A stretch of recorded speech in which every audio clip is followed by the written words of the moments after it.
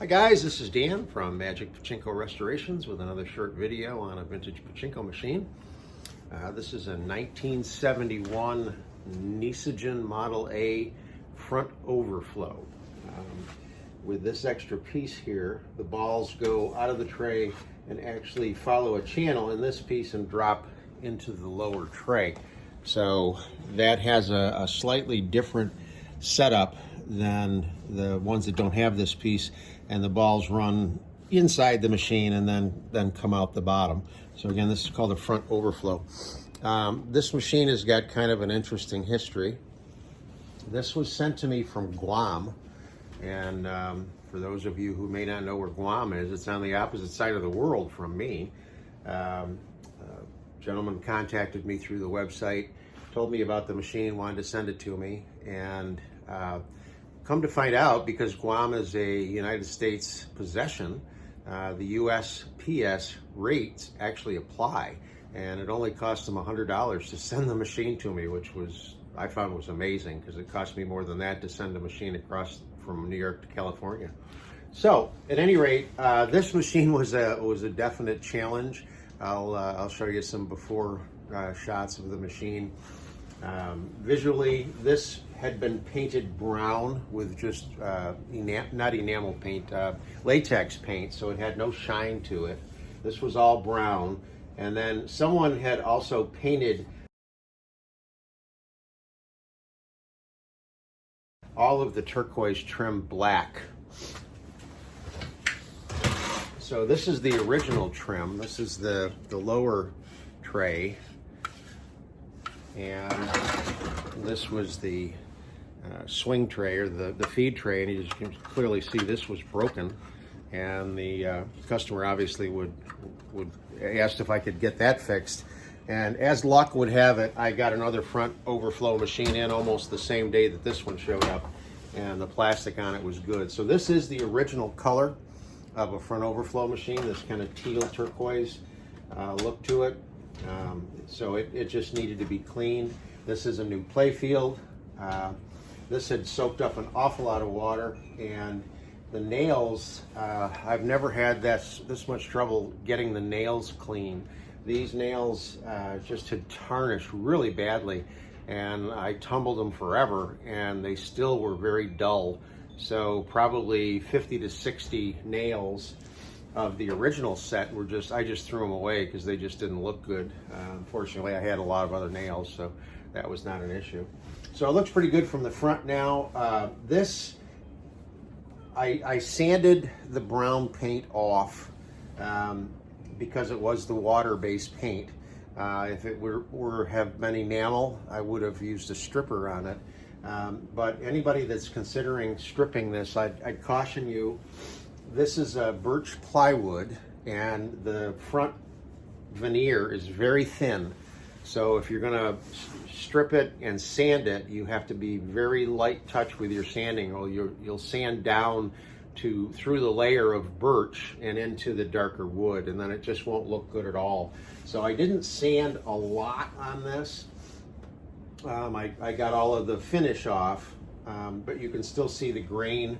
The grain still takes that original stain, and then the customer wanted it left that light color, so I found a stain called pickled oak, believe it or not, kind of a white, and I just sort of washed it all over the front and then put a couple of coats of polyurethane on it. It came out pretty well. Now, I did not have another key trim piece, so this is the original trim piece, and you can see the brown color of it, and it's hard to get off without messing up the plastic underneath.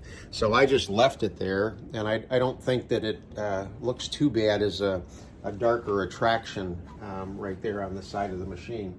Now, one other thing that we discussed, again, former owner had painted the outside frame black, and this machine is going to get mounted in a wall cabinet. So I told the customer, if this isn't going to show anyway, you want to save a couple of bucks, I just won't even bother with this. So I cleaned it. I just didn't run it through the joiner to strip off all the black paint.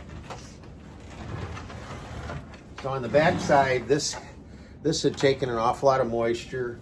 This piece was very heavily rusted, as was the rest of it. All of these tin pieces had rusted quite a bit. I opted to get as much rust off of this and then paint it, just because I think it looks nicer. Redid the wiring, made the solder connections. This board, because it had sucked up so much moisture, actually had mold all over it, and then it had dried, so it was like a white powder, just everywhere. And of course that all got sanded off, and the board's smooth now, polyurethane, everything's nice and clean. So ultimately it came out quite nice. I like it. It's a nice functioning machine. So the only thing that you as the new owner would need is some little container down here. That's right. Some little container down here to catch an occasional ball. Or if you decide you're going to empty the machine of balls, then you definitely need a container here, because this is where they do exit the machine. But a recycler simply reuses the balls, so nothing falls out of the machine on a normal day-to-day basis. So to set a recycler up, the way that these things work is you fill this hopper with balls. As you're filling it, they're going to run down the tin chute into what's called the turnaround. It turns it around, and they go down here into the recycling tray. And here they're divided into 2 runs, and the 2 runs come across here and end up in here. And this is the jackpot chamber that holds 14 balls. That's brass. The later on ones were made of plastic. And then they stop right there. And the one thing you need to make sure of is you need to make sure that this little lever right here is up, not down, up. I put a little red arrow there. That stops the balls right here. If you push down, then they'll continue and go down, way down here, and exit over here. And I'm holding the camera up and can't see what I'm looking at, so I hope this is okay for you guys. So make sure that's up, and then you're ready to load the balls in. So let me plug it in.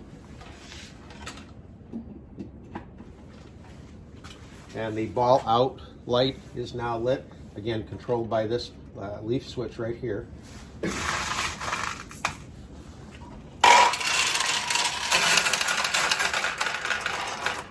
So you always want to drop just a handful in and make sure that they're taking the path that I just described.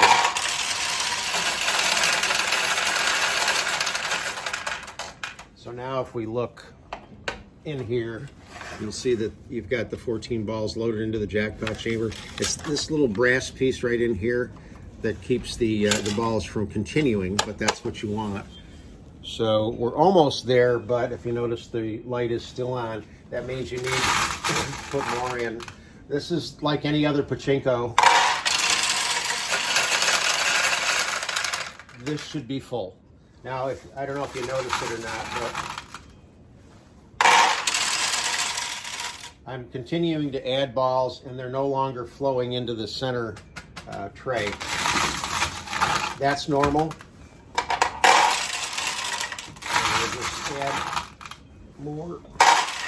So now this weight is pushed down. It's lifted off of the ball out light switch, so the light is off now. And the turnaround is now in a closed position. It's not letting balls go down this tube, because this tray has enough balls in it right now to at least get the game started. Now underneath, there's 2 pieces right here that are driven by weight. So there's enough weight on them that they're pushed down. If you release up on this, you see it lets more balls in. So occasionally you're going to hear that noise when more balls come down, and it's driven by whether or not there's enough weight on that piece back there. It's very similar to this piece. This also controls the action of the ball paying out. So the red piece is the seesaw. This is going to tip and turn on this light as the jackpot. So you want to make sure that that is back to begin the game. And right now we're all loaded up and ready to go. So we'll turn it around and we'll show you the machine in action. This one is pretty cool. Internally, If you've never, okay, Are so you in the here? machine is all set and ready to go. Internally, if you've never taken the back off, well, not so much. Well, yeah, this one, but like on a Model B or something where you've got that big mass of plastic. If you've never taken that off to clean it, and you've not seen the internal pathways, most pachinko machines have internal pathways that connect where the tulips are cut through the pay pockets and so on, and it determines where the ball runs down through the machine and will open or close tulips depending on how it's all set up. So with this one, I'll show you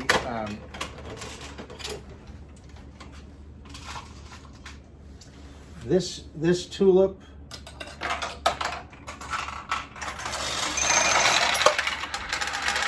just is a normal pay. This tulip here is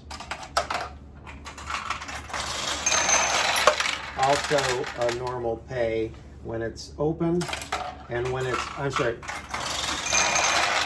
when it's closed. When it's open, it will drop a ball down in here. Now, the key to this whole thing is to try to get a ball in here. There's a, if you were to be able to come in like this, and I'll drop a ball in here, get my arm out of the way, and then watch the tulips. All of the tulips open. So the noise you just heard is more balls going from the top to that middle hopper. Now also 14 balls come out here, 1 ball comes out down here. This is with a recycler you get your launched winning ball back in addition to the 14 balls that pay out. With the Model Bs that didn't happen. The winning ball fell out of the machine. Okay, so that's the way the tulips are set up. And obviously now with the tulips open, you're going to get a lot better shot at winning. So we'll launch some balls here.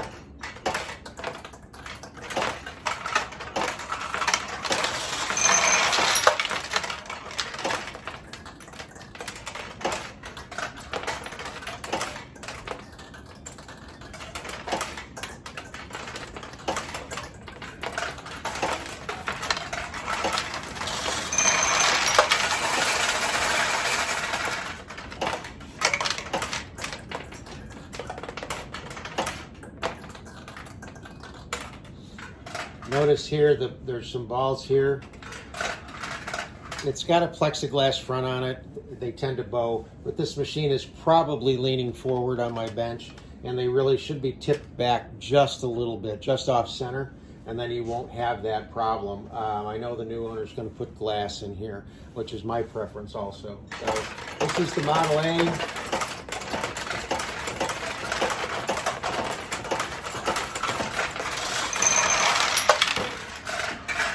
1971 front overflow. Hope you like it.